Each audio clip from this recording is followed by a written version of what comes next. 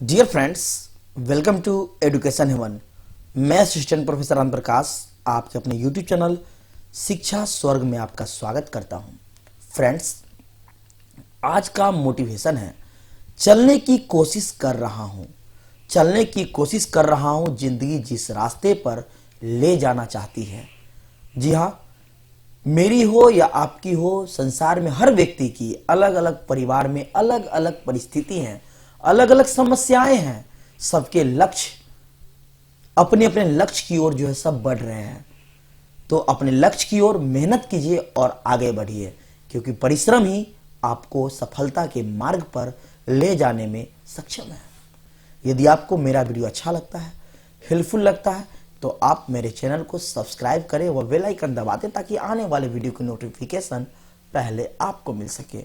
वह मेरे वीडियो को लाइक व शेयर जरूर करें। एनी डाउट हो प्रश्न में तो आप कमेंट करें, मैं उसका रिप्लाई करने की कोशिश बिल्कुल करूंगा। तो फ्रेंड्स, आज की इस वीडियो में मैं आपको बिहार बोर्ड मैट्रिक परीक्षा यानी क्लास 10th का केमिस्ट्री का मोस्ट वीवीआई सब्जेक्टिव क्वेश्चंस बताऊंगा, जो कि यह आपका पार्ट 1 है। हर एक प्रश्न आपके लिए इंपॉर्टेंट है। तो यह आपका जो है प्रश्न जो मैंने सेलेक्ट किया है, आपके पूछे गए प्रश्न है। और आप जानते हैं कि जो आपका प्रीवियस ईयर प्रश्न है वो हमेशा आपके लिए इंपॉर्टेंट होता है। तो चलिए अति महत्वपूर्ण प्रश्नों की श्रृंखला शुरू करते हैं। क्वेश्चन नंबर 1, सोडियम कार्बोनेट का जलीय विलयन क्षारीय क्यों होता है? आंसर क्या होगा? सोडियम कार्बोनेट एक मजबूत आधार का नमक है और एक कमजोर अम्ल है। जब HCO3 कमजोर होता है तो इसे पानी में घोल दिया जाता है। जब H3O पॉजिटिव हो को पानी के घोल से HCO3 निगेटिव के रूप में निकालने के लिए बनता है, जिससे घोल में क्या होता है, OH निगेटिव की अधिकता रह जाती है, जिससे घोल क्षारीय हो जाता है। क्या हो जाता है? क्षारीय हो जाता है। क्वेश्चन नंबर 2, खनिज पदार्थों एवं अयस्कों के बीच 2 अंतर लिखिए। यदि आपसे पूछा जाए खनिज के बारे में, तो आप आंसर इसका यहां से यहां लिख सकते हैं। तो आप प्रश्नों को समझिए पहले कि प्रश्न पूछ क्या रहा है। तो यहां है खनिज पदार्थ एवं अयस्कों के बीच 2 अंतर। तो चलिए आंसर, खनिज और अयस्क में निम्नलिखित अंतर है। खनिज, धातुओं के प्राकृत यौगिक रूप को खनिज कहते हैं। धातुओं के प्राकृत यौगिक रूप को खनिज कहते हैं। अधिकांश धातुएं हमें यौगिकों के रूप में ही प्राप्त होती है। उदाहरण, तांबा हमें पाइराइट या क्यूपराइट से प्राप्त होते हैं। किससे होते हैं? क्यूपराइट से प्राप्त होते हैं। नेक्स्ट अयस्क है। नेक्स्ट क्या है आपका? अयस्क है। जिन पदार्थों खनिजों से धातुओं का निष्कर्षण सरल हो, धातुओं का निष्कर्षण सरल हो, उन्हें हम अयस्क कहते हैं। क्या कहते हैं? अयस्क कहते हैं। उदाहरण, एल्युमिनियम का अयस्क बॉक्साइट है, तो लोहे का हेमेटाइट है। हमने कहा आपको एल्युमिनियम का अयस्क बॉक्साइट है, तो लोहे का क्या है आपका? हेमेटाइट है। चलते हैं अगले प्रश्नों की ओर।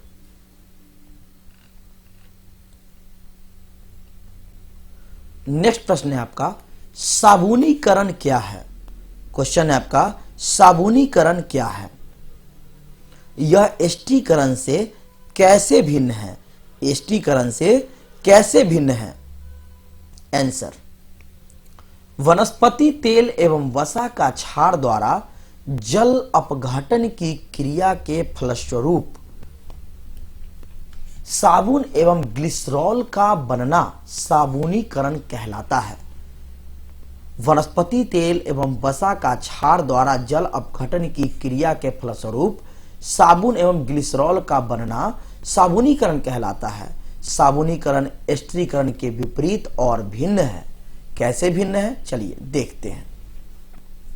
साबुनीकरण का अर्थ है साबुन के बनने की प्रक्रिया, जबकि एस्टीकरण का अर्थ है एस्टर के बनने की प्रक्रिया।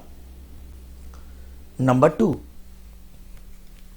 दूसरा है आपका साबुनीकरण में परिचालन की आवश्यकता नहीं होती है, जबकि एस्टीकरण में परिचालन की आवश्यकता उत्प्रेरक के रूप में होती है। फ्रेंड्स, एक प्रश्न और आपका यहां बनता है, साबुनीकरण एस्टीकरण के विपरीत है कैसे? ठीक है, और क्या प्रश्न बनता है? साबुनीकरण और एस्टीकरण में अंतर। तो इस तरह से आपको आंसर मैं आपको अच्छे से बता देता हूं, और आप इसे प्रश्न को मैं जितने टाइप से बताता हूं आप इसे ध्यान में रखें ताकि आपके एग्जाम में प्रश्न छूटे नहीं। तो चलते हैं अगले प्रश्नों की ओर। अगला प्रश्न है आपका क्वेश्चन नंबर 4, धोबिया सोडा जिसे हम सोडियम कार्बोनेट कहते हैं, बेकिंग सोडा में क्या अंतर है? बेकिंग सोडा को बोलते हैं सोडियम बाइकार्बोनेट। इसी को अगर क्वेश्चन घुमाकर पूछे सोडियम कार्बोनेट और सोडियम बाइकार्बोनेट में क्या अंतर है, तो आंसर यही होगा, क्योंकि मैं आपको अथवा करके बहुत सारे प्रश्न नहीं लिख सकता हूं। तो चलिए आंसर देखते हैं। धोबिया सोडा और बेकिंग सोडा में निम्नलिखित अंतर है।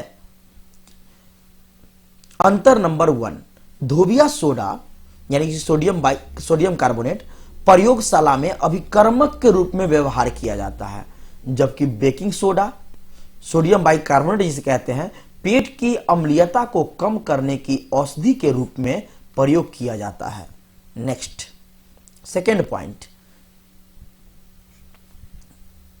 धोबिया सोडा का आपका सेकेंड पॉइंट है, कांच, कागज, साबुन आदि उत्पादन में बनाने में धोबिया सोडा का उपयोग होता है, जबकि रसोई घर में खाने के सोडा का उपयोग खस्ता व्यंजन बनाने के लिए जो है किया जाता है। क्लियर है? तो चलते हैं अगले प्रश्नों की ओर। क्वेश्चन नंबर 5, कार्बन मुख्यतः सहसंयोजी यौगिक क्यों बनाता है? आंसर, कार्बन आमतौर पर सहसंयोजक यौगिक बनाता है क्योंकि कार्बन अपने ऑक्टेट को पूरा करने के लिए 4 इलेक्ट्रॉनों को न तो दान कर सकता है और न ही स्वीकार कर सकता है।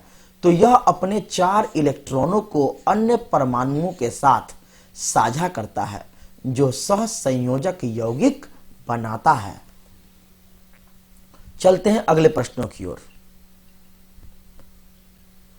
क्वेश्चन नंबर 6, आश्रित जल विद्युत का चालक क्यों नहीं होता है जबकि वर्षा जल होता है? आंसर, आश्रित जल में आयन नहीं होते हैं, अतः इसमें विद्युत का चालन नहीं हो पाता है।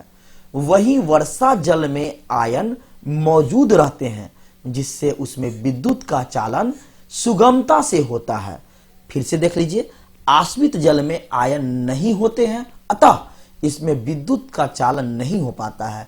वहीं वर्षा जल में आयन मौजूद रहते हैं, इसलिए उसमें विद्युत का चालन आसानी से, सुगमता मीन्स आसानी से होता है।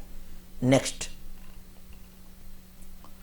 क्वेश्चन नंबर 7, मिश्र धातु क्या है? 2 उदाहरण दीजिए। 2 या 2 से अधिक पदार्थों के आनुपातिक मिश्रण से तैयार धातु मिश्र धातु कहलाती है। उदाहरण, टीन, कांसा, पीतल आदि, ये सब आपका क्या है? मिश्र धातु है। मिश्र मतलब मिला हुआ, तब जब 2 या 2 से अधिक धातु मिलेगा तभी तो मिश्र होगा ना, तो ऐसे याद कीजिए आंसर। चलिए अगला प्रश्न। नेक्स्ट प्रश्न है आपका, जब लोहे की कील को कॉपर सल्फेट में डुबोया जाता है तो विलयन का रंग क्यों बदल जाता है? आंसर क्या होगा? लोहे की कील को कॉपर सल्फेट के विलयन में डालने पर विलयन का रंग बदल जाता है, क्योंकि लोहा कॉपर सल्फेट के विलयन से कॉपर विस्थापित हो जाता है। उदाहरण के लिए आपका ये दिया गया है, आप इसे याद कर लें। नेक्स्ट, क्वेश्चन नंबर 9, अवक्षेपण अभिक्रिया से आप क्या समझते हैं? आंसर, या फिर क्वेश्चन क्या पूछेगा, अवक्षेपण अभिक्रिया क्या है, अवक्षेपण अभिक्रिया के बारे में संक्षेप में बताएं, अवक्षेपण अभिक्रिया किसे कहते हैं? आंसर तो आपका यही होगा ना। चलिए, वैसी अभिक्रिया जिसमें दो यौगिकों के जलीय विलयनों को परस्पर मिश्रित करने पर विलयन से एक ठोस पदार्थ अवक्षेपित होता है, अवक्षेपण अभिक्रिया कहलाती है। अवक्षेपित पदार्थ को अवक्षेप कहते हैं। चलिए उदाहरण देख लेते हैं। जल में बेरियम क्लोराइड एवं सोडियम सल्फेट के विलयनों को आपस में मिलने पर बेरियम सल्फेट का श्वेत अवक्षेप जो है हमें प्राप्त होता है। नेक्स्ट क्वेश्चन नंबर 10, जल की अनुपस्थिति में अम्ल का व्यवहार अम्लीय क्यों नहीं होता है? आंसर, जल की अनुपस्थिति में अम्ल के आयन उत्पन्न होते हैं। जल की अनुपस्थिति में अणुओं से H धनात्मक आयन पृथक नहीं हो पाते हैं, अतः जल की अनुपस्थिति में अम्ल का व्यवहार अम्लीय नहीं होता है। फ्रेंड्स, मैंने आपको टॉप 10 सब्जेक्टिव प्रश्न बताया जो आपके एग्जाम में बार बार पूछे जाते हैं। यदि आप अच्छे अंक लाना चाहते हैं तो हमारे चैनल से जुड़े रहें। जो भी प्रश्न मैं आपको बताता हूं उसे बारीकी से ध्यान से समझकर याद कीजिए, डेफिनेटली आपके एग्जाम में आएंगे। तो प्रश्न को समझिए, क्योंकि हर बार प्रश्न एक ही प्रश्न को घुमाकर पूछ देता है। स्टूडेंट कहता है सर आपका प्रश्न नहीं लड़ा, लड़ेगा, बिल्कुल लड़ेगा, बस बदलने क्वेश्चन का पैटर्न आपको चेंज कर देता है कभी कभी, और बार बार आपका सेम टू सेम भी दे सकता है। तो फ्रेंड्स, इस तरह के वीडियो मैं आपके लिए लगातार उपलब्ध कराता रहता हूं। यदि आपको मेरा वीडियो पसंद आता है, आपके लिए हेल्पफुल है, तो आप मेरे वीडियो को फेसबुक व्हाट्सएप पे अपने दोस्तों के साथ शेयर करें और मेरे चैनल को सब्सक्राइब जरूर करें। और आपको मेरा वीडियो अच्छा लगता है तो मेरे वीडियो को लाइक के साथ कमेंट करें, ताकि हमें भी आपके कमेंट पढ़ के हमें मोटिवेशन मिलता है और मैं आपके लिए नई नई वीडियो आपके जरूरत के लिए उपलब्ध कराते रहता हूं। तो फिर मिलते हैं नेक्स्ट वीडियो में, तब तक के लिए धन्यवाद। Thank you for watching this video.